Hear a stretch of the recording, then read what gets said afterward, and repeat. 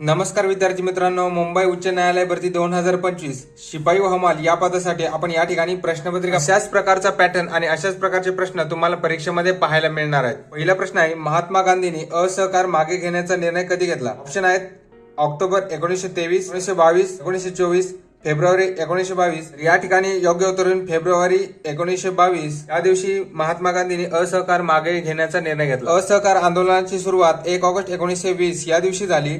ते कारण आहेत जालियनवाला बाग हत्याकांड आणि रौलट कायदा, यामुळे महात्मा गांधींनी असहकार चळवळ सुरू केली। पण फेब्रुवारी 1922 या साली चौरी चौरा घटना घडली, त्यामुळे हे असहकार चळवळ मागे घेण्यात आली। महात्मा गांधी यांनी केलेल्या महत्वाच्या चळवळी पाहूया।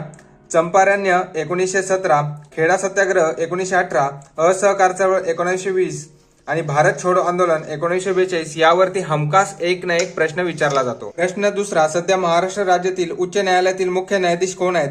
पर्याय दीपांकर दत्ता, नितीन बोरकर, धनंजय चंद्रचूड, न्यायमूर्ती श्री चंद्रशेखर।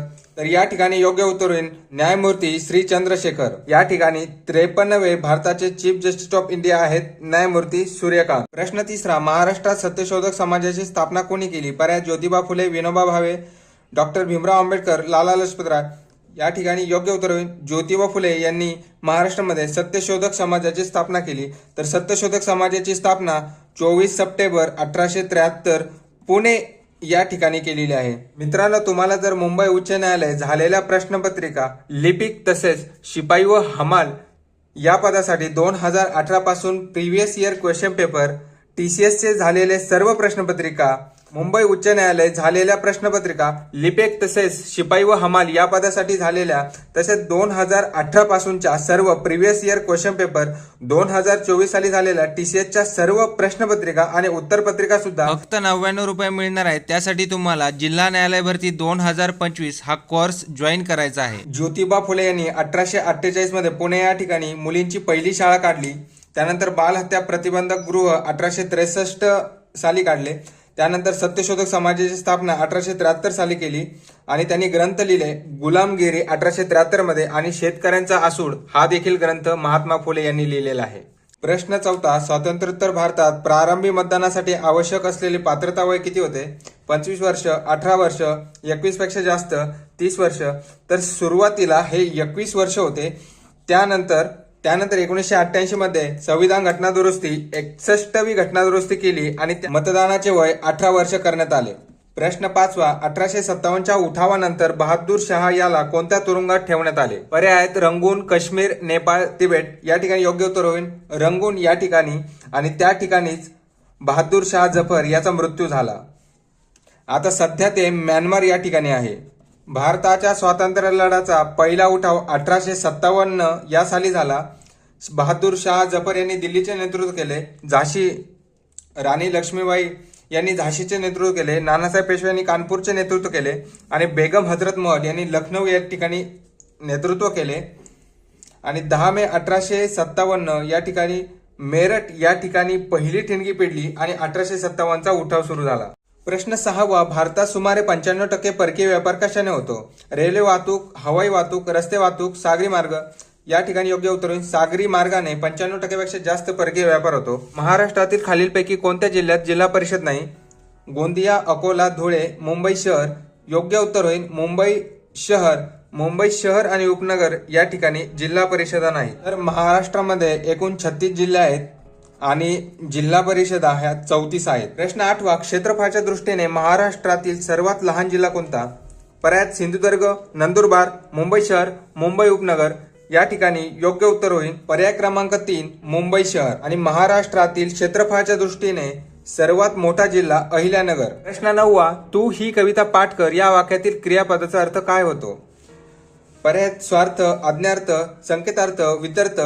तू ही कविता पाठ कर म्हणजे या ठिकाणी आज्ञा केलेली आहे कविता पाठ करण्यासाठी, तर योग्य उत्तर होईल आज्ञार्थी वाक्य। पर्याय 10, एजी हे कशाचे प्रतीक आहे? पर्याय आहेत चांदी, तांबे, सोने, जस्त। या ठिकाणी योग्य उत्तर होईल पर्याय क्रमांक 1 चांदी म्हणजेच सिल्वर, आणि सोनेसाठी AU। या ठिकाणी CU म्हणजे तांबे आणि जस्त म्हणजे झिंक म्हणजे झेडियन। या ठिकाणी या संज्ञा तुम्ही पाठ करा। प्रश्न 12, भारतीय संविधान कधी अंगीकृत करण्यात आले? 26 नोव्हेंबर 1950, 26 जानेवारी 1950, 26 नोव्हेंबर 1949, 26 जानेवारी 1949. तर भारतीय संविधान 26 नोव्हेंबर 1949 या दिवशी स्वीकारण्यात आले आणि ते अंमलात आणले 26 जानेवारी 1950. प्रश्न 13वा, संसदेच्या वरिष्ठ सभागृहात किती जागा आहेत?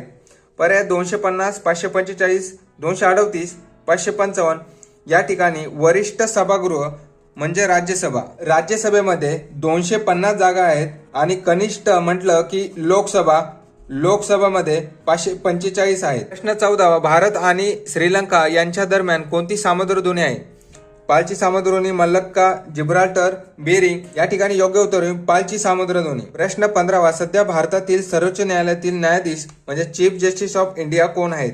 दीपक मिश्रा, रंजन गोगोई, राजीव कुमार. या ठिकाणी योग्य उत्तर होईल न्यायमूर्ती सूर्यकांत. हे भारताचे सध्याचे चीफ जस्टिस ऑफ इंडिया आहेत. प्रश्न 16वा, लॉर्ड डलहौसी याने दूरलेखन म्हणजे तारमार्ग टेलिग्राफ लाईन ही सेवा कधी सुरू केली? 1853, 1855, 1854 तर 1807. या ठिकाणी योग्य उत्तर होईल 1853 मध्ये टेलिग्राफ ही सेवा सुरू केली आणि 1854 मध्ये पोस्ट ऑफिस ही सेवा सुरू केली. खालीलपैकी कोणती पर्वतरांग ही महाराष्ट्राचा कणा म्हणून ओळखली जाते? विंध्य पर्वतरांग, सह्याद्री पर्वतरांग, सातपुडा, अन्नायमलाई. योग्य उत्तर होईल सह्याद्री पर्वतरांग. सध्या सेबीचे अध्यक्ष कोण आहेत? पर्यायात माधवीपुरी बुच, मनोज सोनी, श्री तुहिनकांत पांडे, शक्तिकांत दास.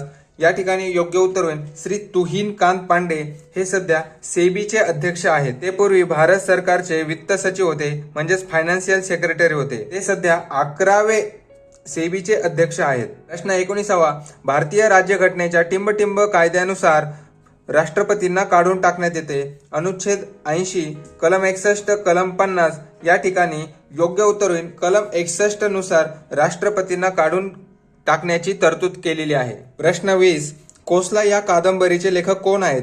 रंगनाथ पठारे, नंदा खरे, भालचंद्र नेमाडे, लक्ष्मण माने. या ठिकाणी योग्य उत्तर होईल कोसला या कादंबरीचे लेखक आहेत. पर्याय क्रमांक 3 भालचंद्र नेमाडे. लक्ष्मण माने यांची उपरा ही कादंबरी आहे. तसेच बंद दरवाजा देखील लक्ष्मण माने यांची कादंबरी आहे. रंगनाथ पठारे यांची ताम्रपट ही कादंबरी आहे आणि नंदा खरे यांची उद्या ही कादंबरी आहे. ही या ठिकाणी लक्षात ठेवायची कारण की साहित्य अकॅडमी पुरस्कार या कादंबरीला मिळालेला आहे. नंदा खरे यांचं पूर्ण नाव आहे अनंत यशवंत खरे. प्रश्न 21वा, निळा सावळा झरा वाहत आहे. या ठिकाणी विशेषण ओळखायचंय. झरा निळा सावळा आहे वाहत. या ठिकाणी क्रियापद येईल आहे. तर या ठिकाणी विशेषण ओळखायचंय म्हणजे निळा सावळा हे विशेषण आहे. क्रियापदाविषयी माहिती देणाऱ्या शब्दाला काय म्हणतात? तर या ठिकाणी योग्य उत्तर होईल क्रियापदाविषयी माहिती देणाऱ्या शब्दाला क्रियाविशेषण म्हणतात. पर्याय क्रमांक 2. भारतातील सर्वात मोठे ज्यूट म्हणजे ताग उत्पादन टिंबटिंब येथे होते. तर गुजरात, महाराष्ट्र, पश्चिम बंगाल. या ठिकाणी योग्य उत्तर होईल पश्चिम बंगाल. भारतामध्ये काही कारणास्तव राष्ट्रपतीचे पद जर रिक्त झाले तर उपराष्ट्रपती हे राष्ट्रपती म्हणून किती काळ काम पाहतात? 2 महिने, 4 महिने, 1 वर्ष तर 6 महिने. या ठिकाणी योग्य उत्तर होईल 6 महिने. ऐजवाल ही टिंबटिंब केंद्रशासित प्रदेशची राजधानी आहे. नागालँड, मिझोरम, अंदमान निकोबार बेट, दादरा नगर हवेली. मिझोरमची राजधानी आहे. नागालँडची राजधानी आहे कोहिमा. अंदमान निकोबार बेटची आहे पोर्ट ब्लेअर आणि दादरा नगर हवेलीची आहे दमन. दुसरा बाजीराव आणि ब्रिटिश कंपनी यांच्या दरम्यान कोणता तह झाला? पुरंदरचा तह, सालबाईचा तह. या ठिकाणी योग्य उत्तर होईल वसईचा तह. दुसरा बाजीराव आणि ब्रिटिश यांच्या दरम्यान झाला. प्रश्न 27वा, महाराष्ट्रातील पहिल्या क्रमांकाचे कळसुबाई हे शहर कोणत्या जिल्ह्यात आहे? अहिल्यानगर, पुणे, नाशिक, सातारा.